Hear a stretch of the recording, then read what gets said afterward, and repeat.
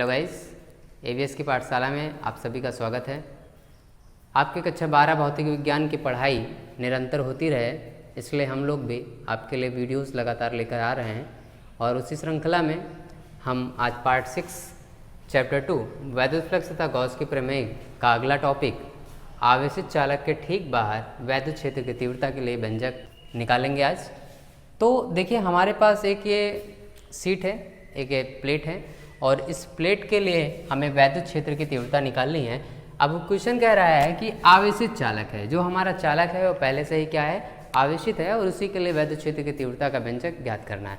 बहुत ही छोटा सा डेरिवेशन है जिसमें केवल हमको कुछ थ्योरेटिकल कॉन्सेप्ट समझने होंगे।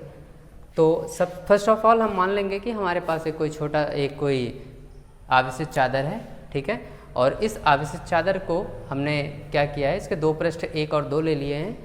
इनके अंदर ये जो अंदर के बिंदु हैं, इन आंतरिक बिंदुओं पर जो वैद्युत क्षेत्र की तीव्रता निकलेगी वो शून्य हो जाएगी। अंदर जो वैद्युत क्षेत्र की तीव्रता होगी वो कितनी होगी, शून्य होगी। और चूंकि जो बाहर हमने आवेश दिया है वही आवेश जो 1 और 2 पृष्ठों के ऊपर वितरित हुआ है, उसी के लिए एक बिंदु P इस प्लेट से बाहर हमने एक माना है और उसी बिंदु P के पास हमें वैद्युत क्षेत्र की तीव्रता निकालनी है। तो देखिए, दोनों चूंकि प्लेट के दोनों किनारे हमने माने हैं कि दोनों के दोनों धनात्मक हैं। अगर धनात्मक हैं तो हमने पढ़ा था पहले लेक्चर में कि अगर आवेश धनात्मक होता है तो बल रेखाएं बाहर की तरफ जाती हैं। तो यहाँ पर भी देखिए वैद्युत क्षेत्र की तीव्रता बाहर की ओर हो जाएगी।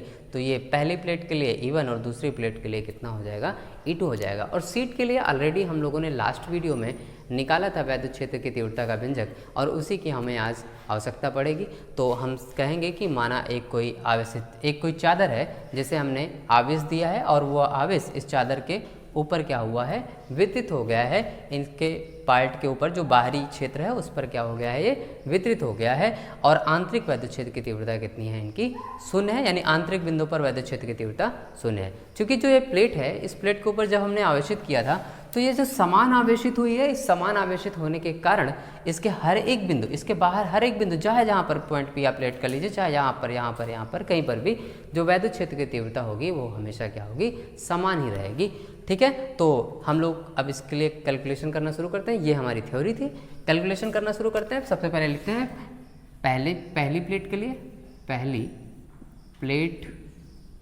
लिए वैद्युत क्षेत्र की तीव्रता। और चूंकि पहली प्लेट के लिए वैद्युत क्षेत्र की तीव्रता, और चूंकि हम लोग पहले ही वैद्युत क्षेत्र की तीव्रता निकाल चुके हैं प्लेट के लिए, तो यहाँ पर हम डायरेक्ट लिखेंगे कि E1 is equals to sigma upon 2 epsilon naught. लिखेंगे कि नहीं? हमने K इसलिए नहीं लिखा क्योंकि हम मान लेते हैं कि ये जो सिस्टम रखा है ये वायु या निर्वात में रखा है, तो उसके लिए K कितना होता है, 1 होता है। तो E1 is equal to sigma upon 2 epsilon naught. इसी तरीके से हम लोग इसको इक्वेशन 1 मान लेते हैं। इसी तरीके से लिखते हैं दूसरी प्लेट के लिए वैद्युत क्षेत्र की तीव्रता। अब जैसे पहले वैद्युत क्षेत्र की तीव्रता पहली प्लेट के लिए थी, वैसे ही दूसरी प्लेट के लिए होगी। इसको हम ऐसे भी समझ सकते हैं क्योंकि अभी जस्ट हमने बताया कि बाहर हर एक बिंदु पर वैद्युत क्षेत्र की तीव्रता समान होगी।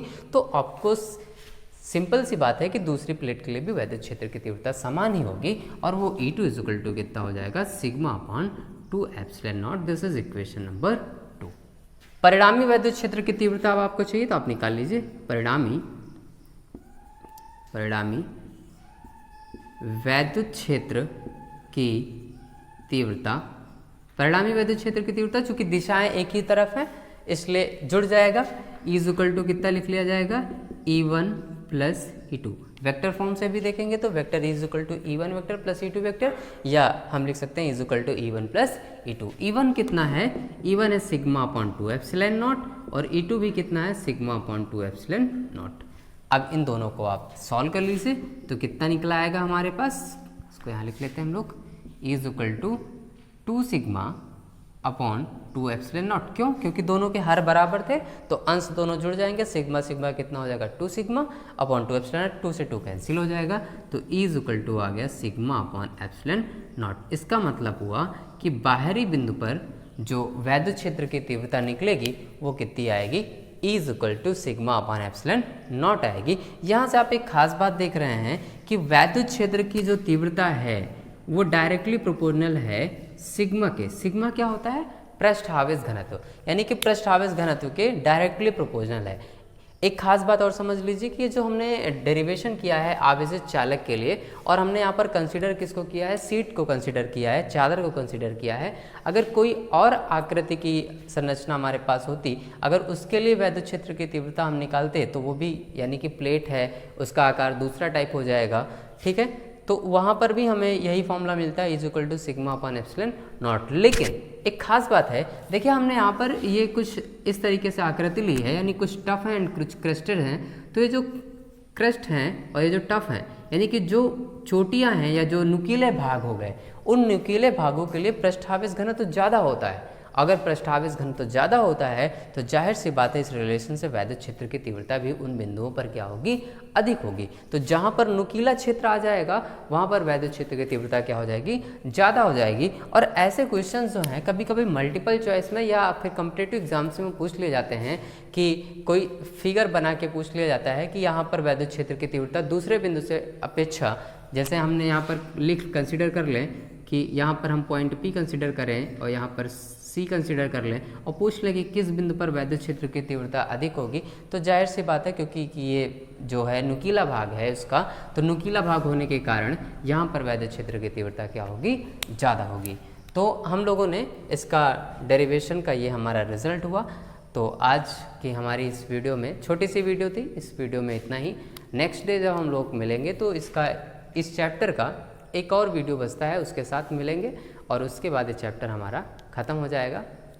और अगर आपको ये वीडियो पसंद आ रहे हैं तो आप इसे लाइक करें, ज़्यादा से ज़्यादा शेयर करें, और अगर आप इस चैनल पर नए आए हैं तो चैनल को सब्सक्राइब करके बेल आइकन को दबाना ना भूलें, ताकि आने वाले जो वैल्यूएबल वीडियोज़ हैं जिनकी आपको ज़रूरत है वो आपसे मिस ना हो। धन्यवाद।